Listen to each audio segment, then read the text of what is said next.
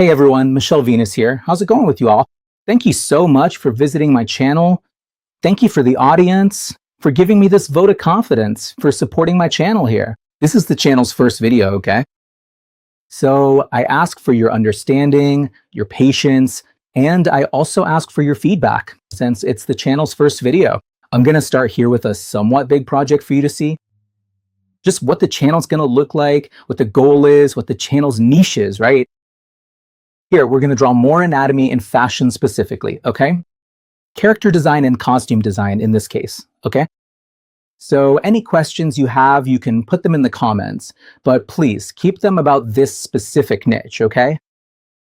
As I said, it'll be a somewhat big project with 3 characters, so I ask you to give me feedback, like it if you enjoy it, share it if you think it's necessary, if you think someone might like it, if it'll be useful to someone, if it'll bless someone's life, someone who likes drawing, someone who wants to learn to draw, if you like my method, like the way I talk, if I'm clear, objective, direct.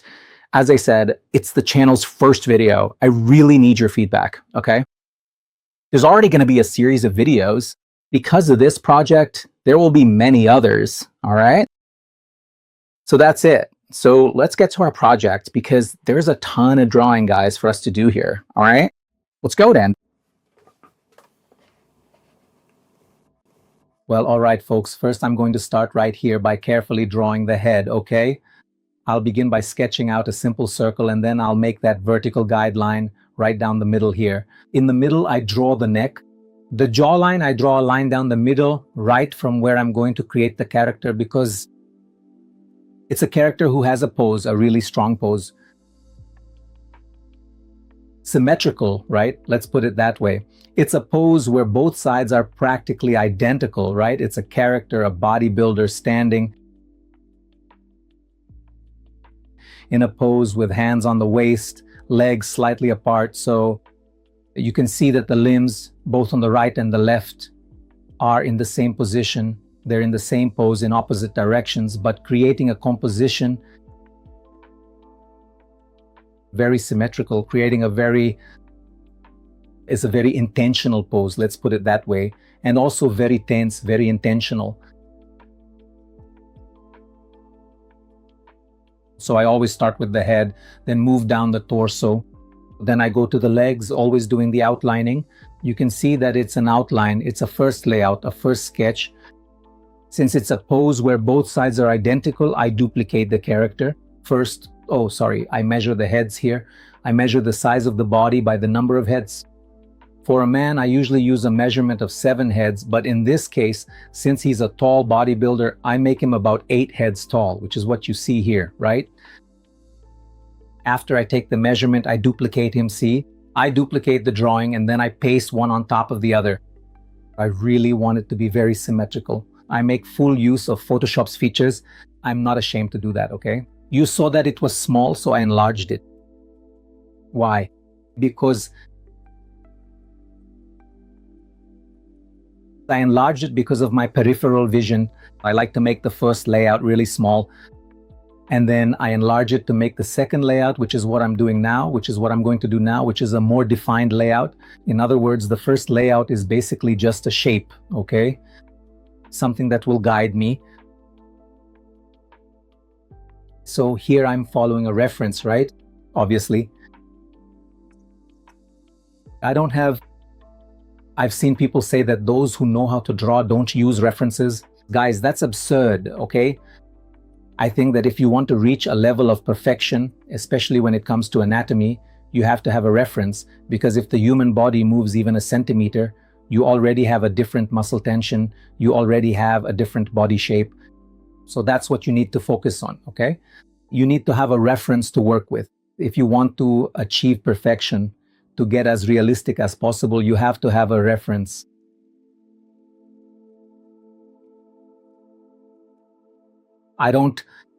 You saw that the first layout, a lot of people make those layouts that look like a robot, like a mannequin with geometric shapes, cylinders, spheres. They make squares, ellipses, all of that in a 3D way, right? I don't do that. I already do it. I already sketch out the general shape of the body. Okay? because for me, it's better. I can orient myself better, you know? So I can orient myself better this way, already making the first layout while observing the shapes of the human body, okay? And there I go, I made the first sketch, and now I start outlining, adding more details, making it more visible, defining the drawing more, right? Always staying as true as possible to the reference, okay? See? I removed the underlying layout and take a look to see how it turned out. Always trying to follow as closely as possible. I even turn it upside down. This here, folks, if I were doing it on a sheet of paper, it would be the same process, okay? I would make a first sketch and very lightly with a pencil, really lightly. A co-eraser, if possible, if I had one on hand, which are those colored pencils that can be erased, okay? They're widely used in animation. I started out, I worked in animation for a long time, for many years. So I always used to do it. I would always make a first layout with a co-eraser and then define it with a graphite pencil, okay? Actually, I would still define a bit more with the co-eraser and then go over it with graphite. And it gives a really beautiful effect. You see, it's the same as in Photoshop. It's just that, as I said, my peripheral vision isn't very good. So I make the first layout really small. Then I enlarge it to start defining things. But even then, that's not the original size of the illustration. Okay, when I get to the final product, it's going to be much bigger, about 2 meters long, more or less. I like working with large illustrations because my work, my drawings are very detailed. There's a lot of detail. I like that. So that's why I make them really big, okay? Here, always following the illustration, okay? Sorry about the reference. Here's something, a little curiosity, right? Even though I've been drawing for years now, since I was a child, I've been drawing, folks. I've always liked anatomy, but honestly, I've never been interested in knowing the names of the muscles or the names of the bones. But from drawing so much, folks, from doing so much anatomy, I already more or less know where each muscle is, where each bone is, let's put it that way, you know? I see a pose and I already more or less know what to do. Although, of course, reference is necessary. As I said, the human body is complex, so even a 1 centimeter movement of the body already changes the muscle tension. It already changes. You start to see a different tendon, a vein, a different ligament, a muscle tensed in a different way. You need reference. But what I'm saying here is that you don't need to know the names of the muscles, okay? At least I don't think you do. That's my opinion. If you want to learn, great. But I never had that habit of learning, okay? But I've always been a very observant person. I think like every illustrator, like every artist, right? We have always been very self-taught, very highly instinctive, and very much operating in that specific way. We already have a feeling for what we want, for the art we want to pursue, right? Do you understand what I'm saying? So that really makes our work a lot easier. So from drawing so much, I already have a pretty good idea of where each muscle is, what kind of, anyway. The pose of the drawing, I already more or less know where each muscle will be, and I always go about it that way, okay?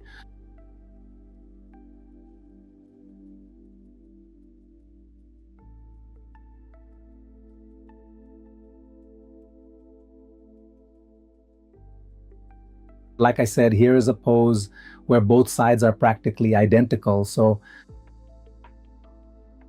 I always make a conscious effort to at least complete the outline, that is the fundamental outer silhouette, which defines the character's overall form in the exact same way as the muscle markings. Even though this is a pose with both sides being perfectly symmetrical, you know, for example, that the muscles are the same, but they're not identical to each other. We did the abdomen there, and you can see that the marking, the first layout, I made the markings just right. All the segments came out straight. Well, not straight, but I mean the same size, each one. But when it comes time to define them, you see that one is a different size from the other. But having that shape as a guide for where the abdomen will be, that's what's important, knowing where each muscle will go.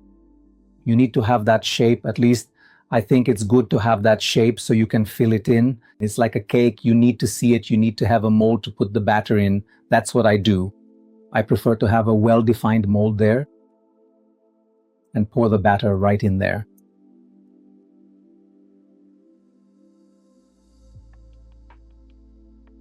It's the same. It really is like baking a cake. You have a geometric mold with equal sides, but when you bake the cake, you see that it doesn't stay exactly the same. You notice that its shape on the outside is straight like the mold, but you can see that it rises a bit more in the middle. On one side, it's a bit higher, on the other, a bit lower, and so on. The body is more or less like that. I also like to compare the way I draw people to sculpting with clay. Like I said, I don't really use that rule of Nowadays, I don't really use that rule of making the figure with geometric shapes. I like to keep shaping it as I go. I literally feel as if I'm actually building a body, as if I'm sculpting a body. It's like a visually impaired person who feels the body with their hands and builds the image in their mind. That's exactly how I feel. Exactly like that, folks. Although, obviously, I'm not visually impaired, but still I really see myself in that approach. It's a similarity, a metaphor for the way I draw, for the way I do my work, okay? So I go about it this way.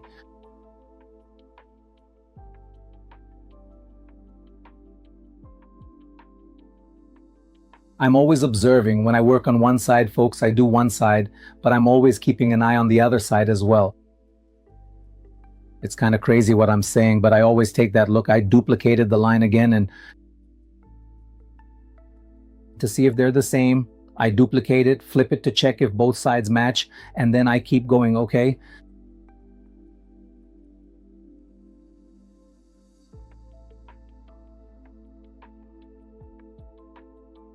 And then I keep going, shaping it. I draw a calf. This one I'm working on, this other calf. You can see I'm drawing it, but I'm already keeping an eye on the one I already did, you know? Because I try to look when there's a mirrored pose, let's put it that way. When both sides are mirrored, I try to see a shape. I try to see, for example, both calves as if they were a single shape, a single drawing, you know? It's just like we did there, the back with both arms. It's as if it were a goblet with the arms as the stem of the goblet. You keep working, but you keep an eye on both sides to see if they're equal in proportion. That's basically it, okay? It's always, as we say, one eye on the fish and one eye on the cat. See?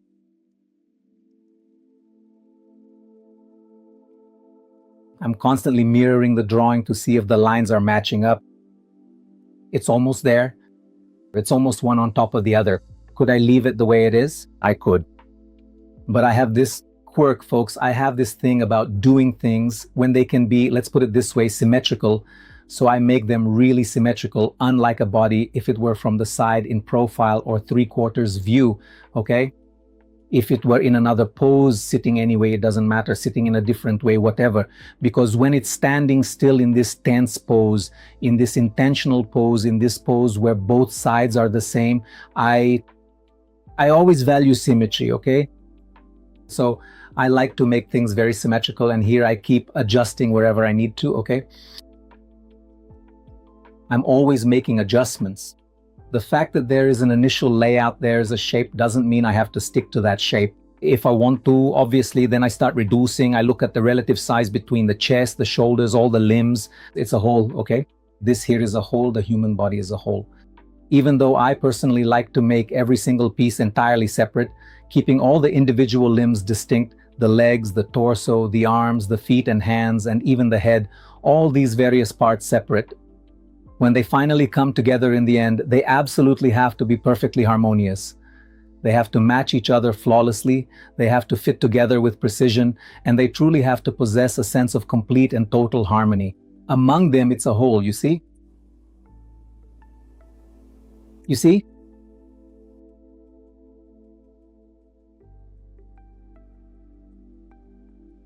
So I'm always working right here, and I'll give it a little bit of a squeeze if it's looking a bit too wide. Like I said, we're using Photoshop for this, so I don't really have that vanity, okay? Of doing it as if I were on paper, because what am I trying to say here? I take full advantage of the incredible creative benefits that Photoshop can provide for my work without any guilt, okay? If there are tools that let me duplicate a drawing, or I can cut, I can shrink, I'm going to do it, okay? Because for me, it's an advantage. That's what Photoshop is for. If you're drawing on paper, don't worry. What you can do is, well, I believe the only thing you can do on paper is to really pay attention to what you want to do in your pre-production, in your first layout, so you can make the markings later, right?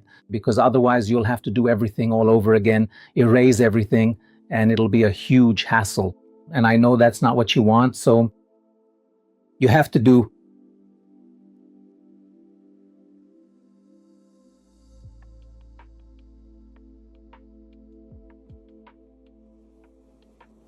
you have to pay attention to what you want. When you're working on paper, how do you say it? The work has to be more meticulous than in Photoshop, if we can put it that way. See? So that's how I do it. I work with what Photoshop can give me without any guilt, okay? I create the shape there. See what I mean? For the legs, I create the shape. I need the shape to be the same. And then what goes inside the shape, I can make a little different. It can be a bit different from one to the other. That's not a problem. That's why I duplicated the legs. That's why I duplicated the outline of the legs, okay? To do everything correctly and symmetrically. There can be a little bit, that's up to you, okay? If you like symmetrical things, if you don't, I do, okay? I like things to be perfect, if I can put it that way, all right? So I use this process. I take advantage of this benefit. I'm not afraid. So I'm always adjusting. It's a process of refining. It's a molding job. You make it, redo it, especially if you're using any digital program to draw, you can't be lazy about doing what needs to be done, okay? If we already shouldn't be lazy when working on paper, traditionally, just imagine with all the benefits that digital art can give you. So drawing is a work of patience. Art is a work of patience. If you don't have the patience to work, man, it's better not to even start anything, not with drawing, music, fashion, or anything else you do in your life. Because I believe that one of the artist's goals is to reach perfection in what they have chosen to do, okay?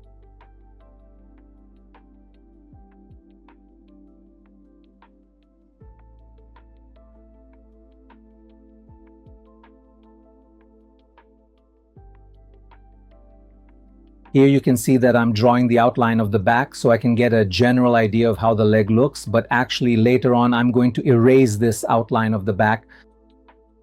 Why do I do these things? Because this way I get a better idea, you know? If I needed to see it better, if I needed to get a better idea, I would even redo the arms just to see if they match with the leg. Because that's what I'm saying. You can't be lazy, you can't be careless, you understand? Whatever you can do to keep your drawing, to keep your art as perfect as possible, everything is valid, okay? Because it's art, people, and art shouldn't be done carelessly, okay? I work with anatomy and I work with fashion, so in my opinion, yes, beauty does matter. You have to do things by hand, you have to have beauty in what you do. And I'll say more, it's not about drawing something ugly and saying it's beautiful, you know? It's not about saying that ugly is beautiful. Sometimes no, ugly is just ugly, okay? That's my opinion. So there's no point in trying to call something artistic, something that's not artistic, because it's not going to work. So for me, beauty in art is definitely fundamental. I love Michelangelo, I love Bugaroya, they're my examples.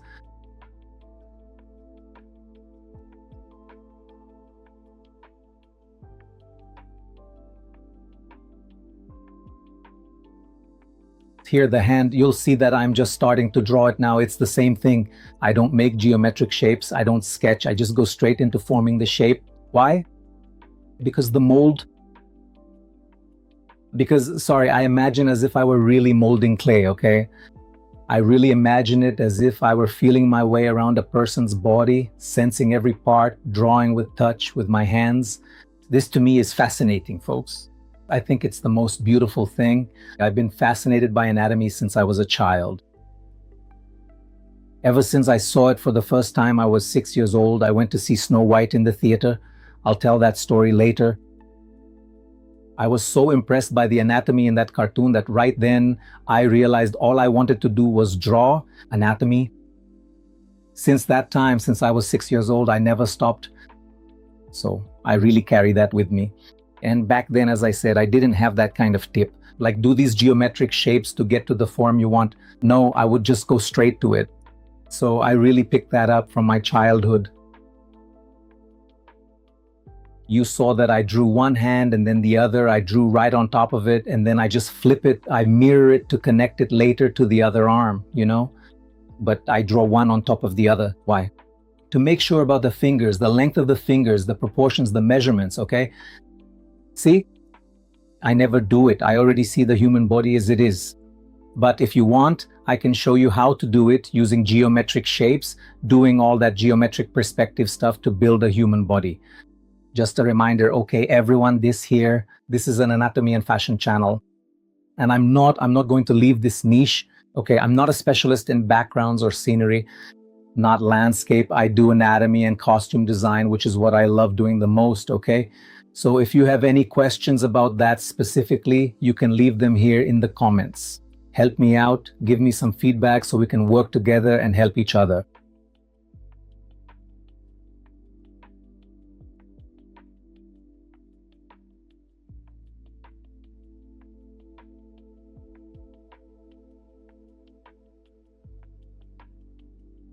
Okay, so you saw that I did and then here, see? Then I'm going to attach them. I'll make the connection. I'll connect them at the wrists. All right? Always pressing, always trimming where it needs to be trimmed, squeezing, reducing, fitting. See? The same thing I did with the leg. I don't know if you remember when I was working on the leg, I did I kind of redid the outline of the back just so I could see how the seam would look. Here I'm doing the same thing, although I'll have to make some adjustments to the forearm so it matches up correctly with the hands. Wow, isn't that a waste of time? Not for me. I love doing this, man.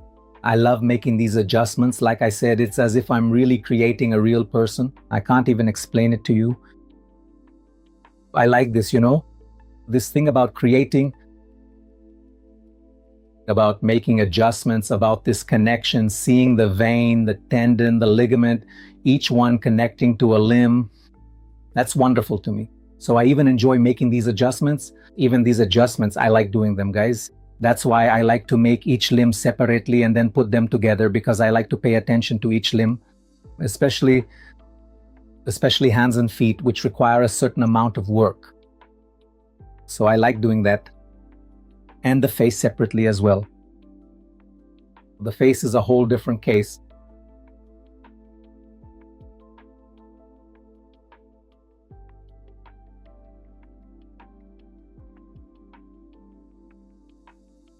See, I keep constantly adjusting, flipping it over and turning it from one side to the other to carefully see if it is correct and if it is right.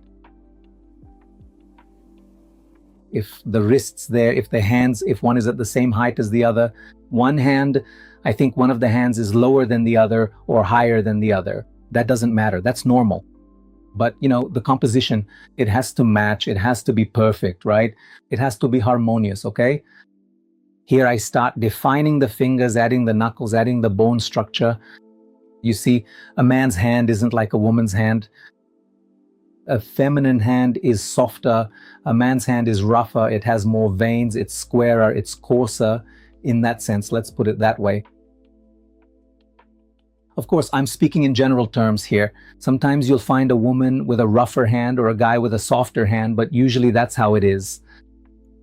Normally, you have to pay attention to these differences between masculine and feminine to enrich your work. I remember that when I was a child, I didn't really have this sense of drawing.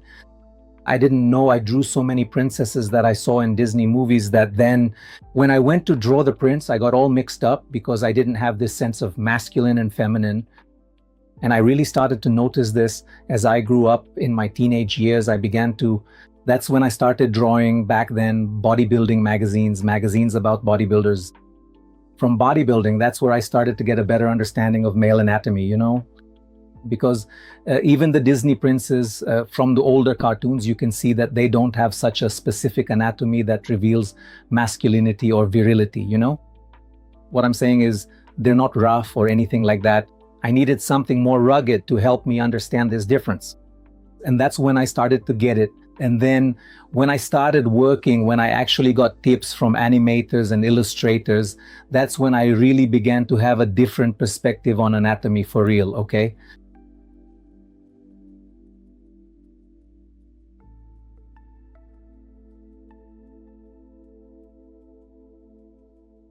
So you saw that I did the hands, I adjusted them.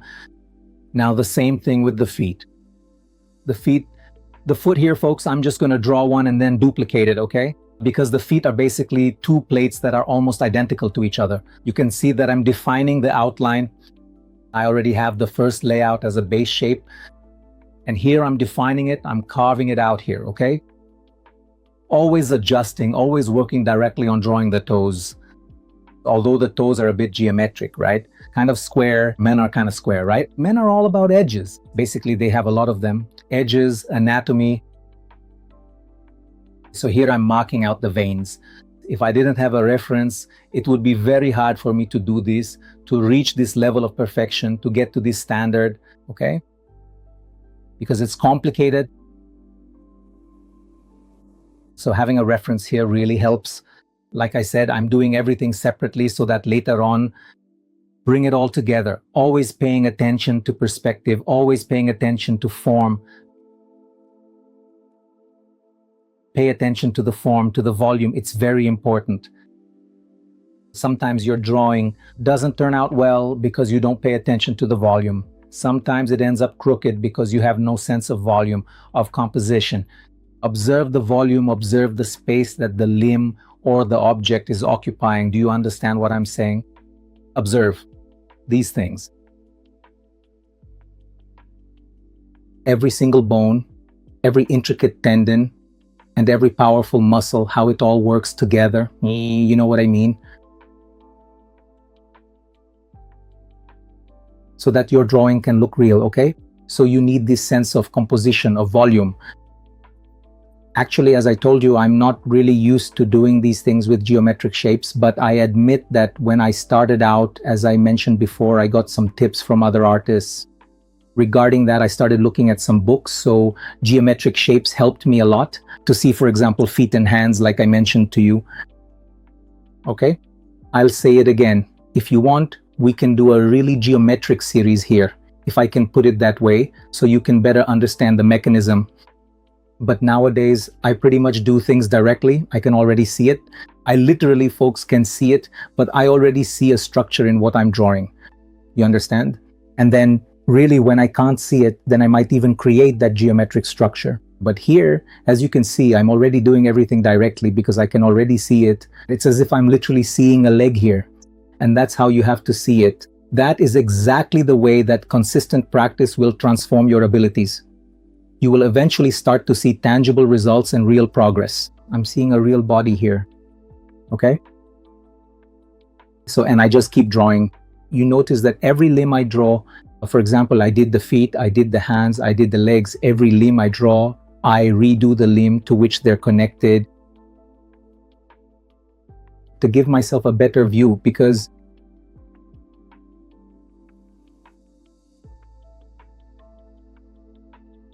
normally the shape of each form of each limb has to fit with the other limb. And when we do it separately, sometimes it gets a bit hard for you to see. They're small nuances, but they will improve the drawing. So you redo the shape of the drawing a bit, which is what I did with the legs there. You saw that I redid the line of the back a little. The hands, I redid a bit there, the forearm, and with the feet, I'm reworking the calves. That's normal, okay? See, I keep making more adjustments. I zoom out, I move the drawing farther away, see if it's... That's what's good about Photoshop for me, for my peripheral vision, you know? I can make it really small, and then I get a better view of the character or the object, whatever it is, okay? Something else I do a lot too, folks, a little tip: after I finish the drawing, I send it to my phone, and when I look at it on the phone screen all small, I can get a better idea, So everything I do, I send to my phone and look at it on the phone screen. Why? Like I said, my peripheral vision works better with small things, okay?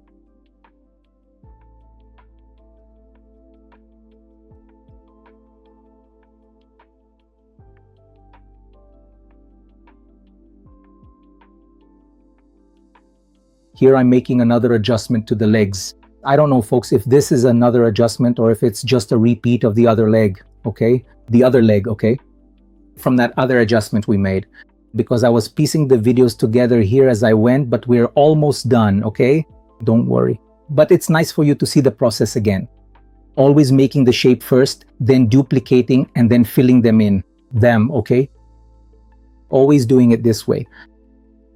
If I had to give you some advice, I would definitely do this. I would give this one. I make each limb separately, one from the other. I make the first layout there as a shape, as a guide, and then I go on making each limb on a different layer that is on each layer in Photoshop. I open it and make one limb because it gives me more freedom later to make changes, to fix, to adjust whatever needs to be fixed, okay?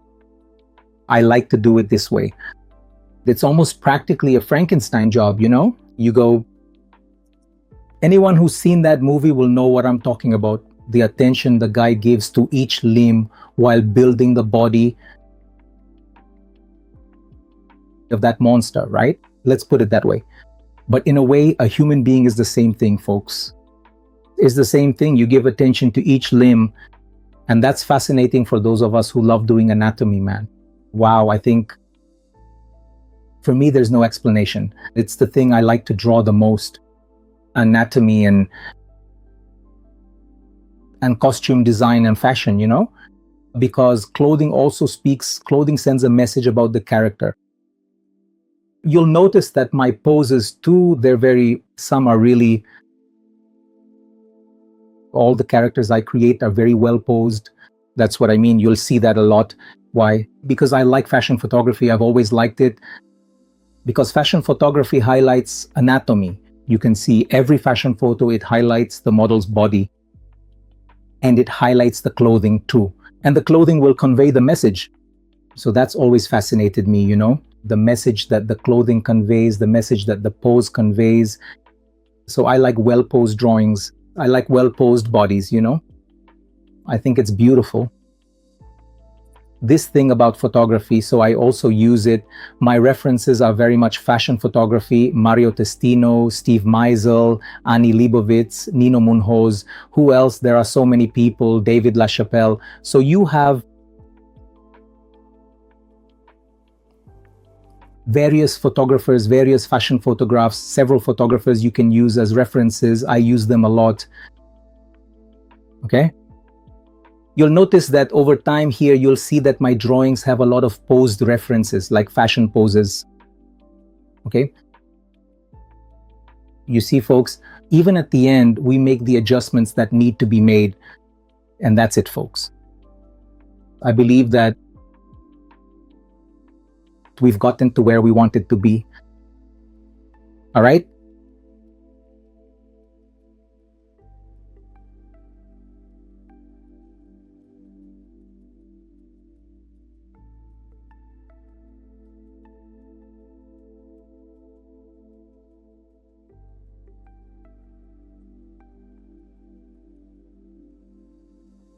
Well, everyone, we've reached the end of another video.